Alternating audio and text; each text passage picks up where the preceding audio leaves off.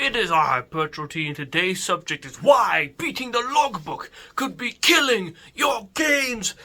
Ah! What do I mean by this? Well, obviously this is clickbait, kind of. However, I think there are some important lessons to learn here.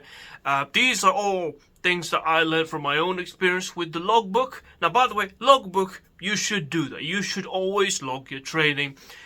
Even if you're a casual lifter, I think giving yourself the to perceive the fact that you have progressed is very valuable, because it is very much going to keep you on the road. Because why else would you go on it if you're not getting any further in the journey? Even if you're a very, very casual lifter, I think just learning the fact that you've gained like a couple reps from last year is awesome. It can help with your self-esteem, it can help with goal setting and stuff like that. It's awesome, right? The thing is, however, when it comes to bodybuilding, I think people get it mixed up a little bit.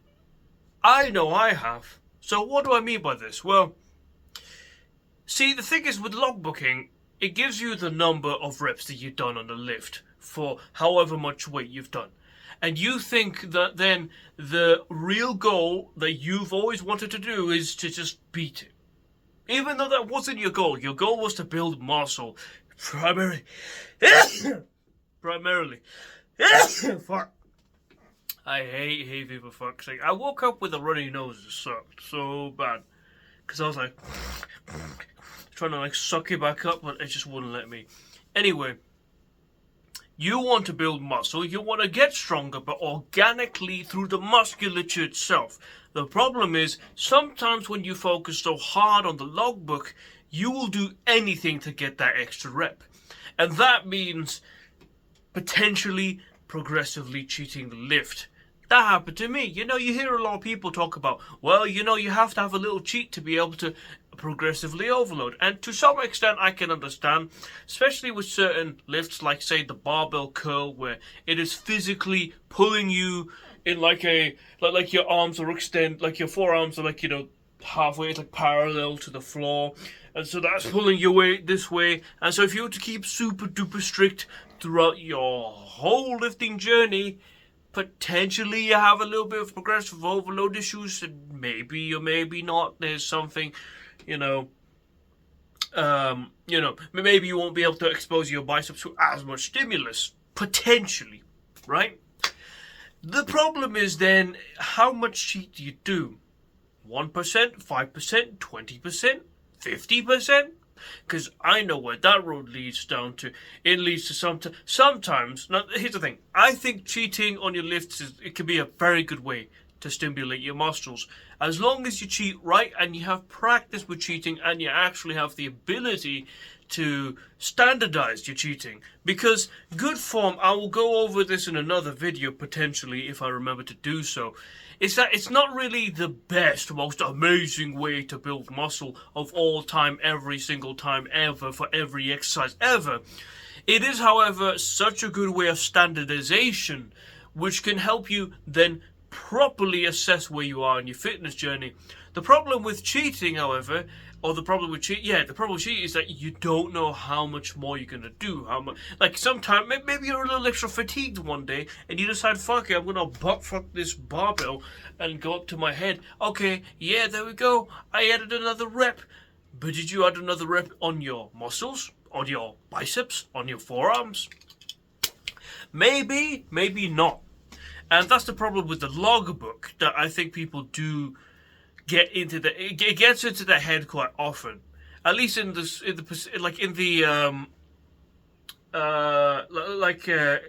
think about it this way.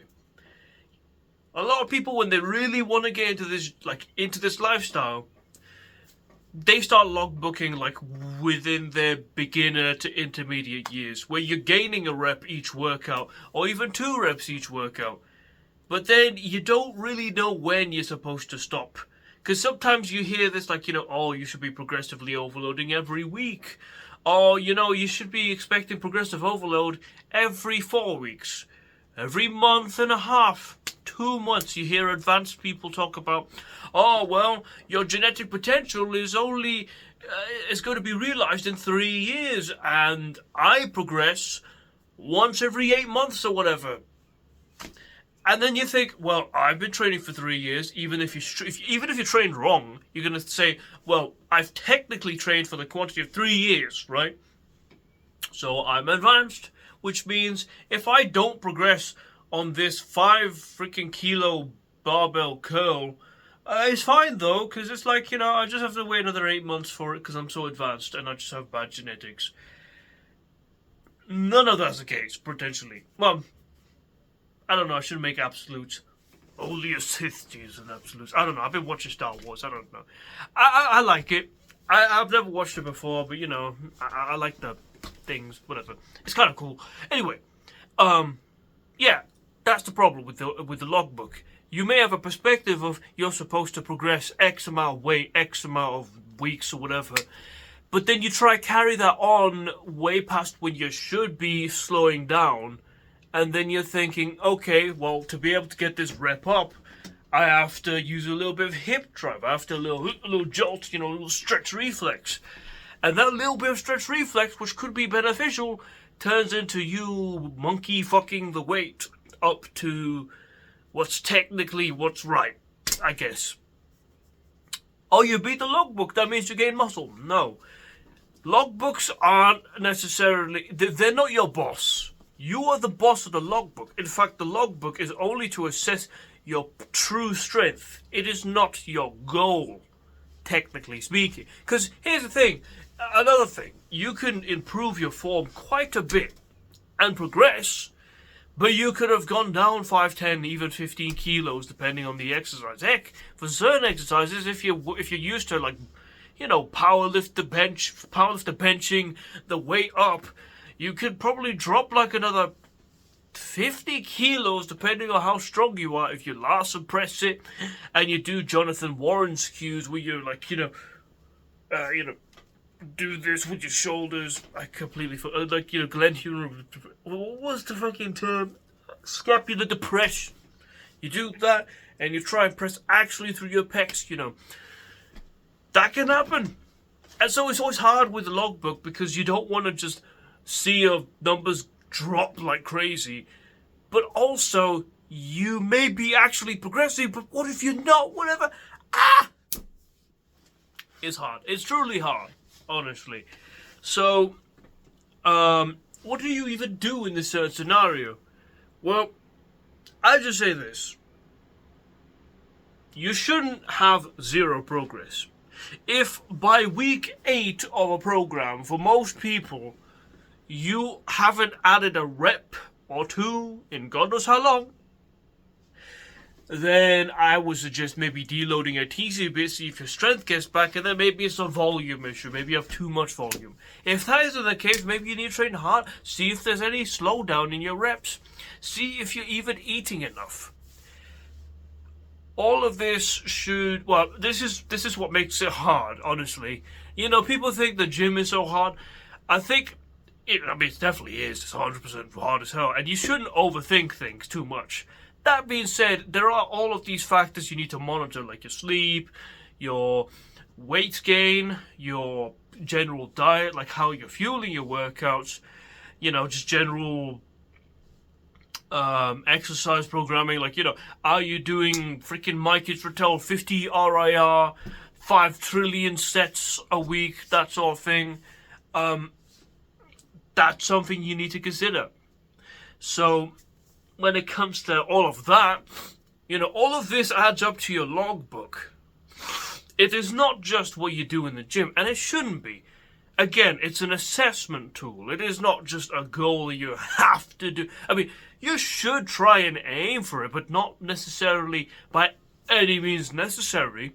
It should be very organic. It should be with the exact same tempo, exact same form. If you want to change the form slightly, it should be within all of your sets for a long period of time. It shouldn't be randomly, oh, you know what, I'm hopped off on caffeine. I didn't do the 5 warm-up workouts thingy-majiggies that I'm usually supposed to do so I can get accustomed to the movement and I can remember how to do this thing. I'm just gonna butt fuck the weight. Just try to get up.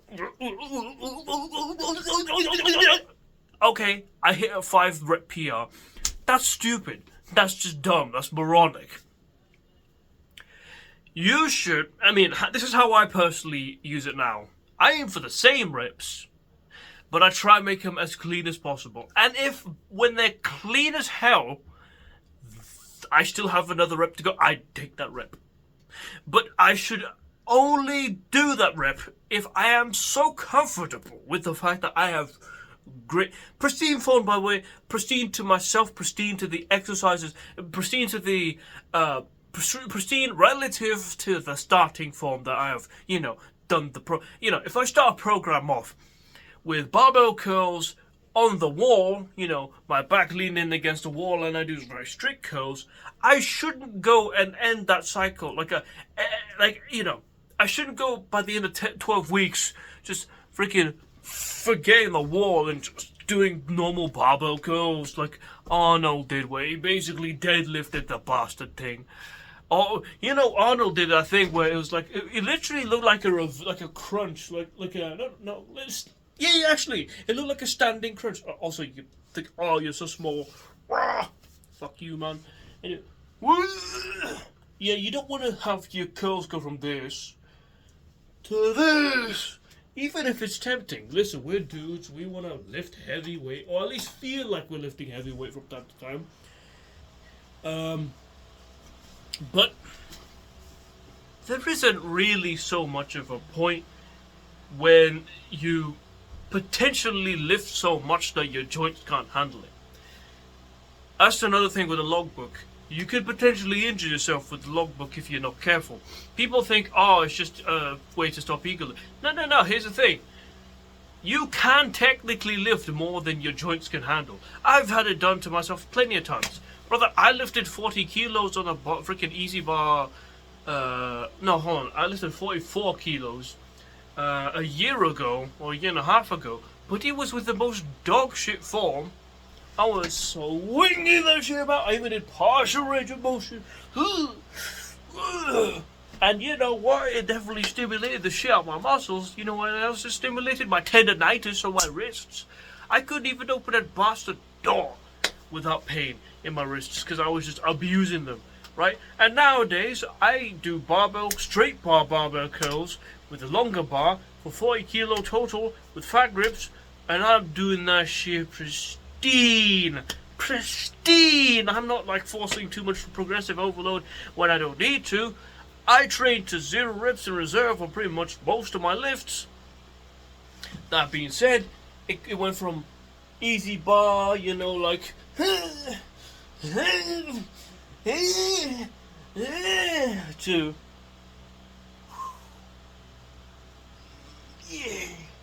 if the weight's a little heavier, I just go a little bit back, a little forward, right? If I had stuck to the mindset of you need to build you need to beat the logbook at any means necessary, I'd have tried 50 kilos and snapped my shit. So, moral of the story, use this thing as an assessment tool and not just, I need to do this because this is my God. This is not your God. You are your own person.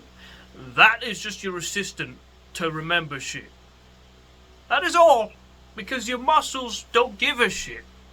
If you freaking humped the weight up to get 5 more reps, the bicep muscle still thinks it's still within the same reps as it done last time. Potentially.